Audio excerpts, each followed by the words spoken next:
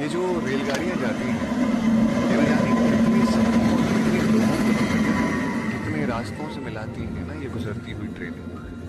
कोई अरसे बाद घर जाता है, कोई घर से बिछड़ जाता है, कोई सपने संजोने जाता है तो कोई मजबूरी ढोने।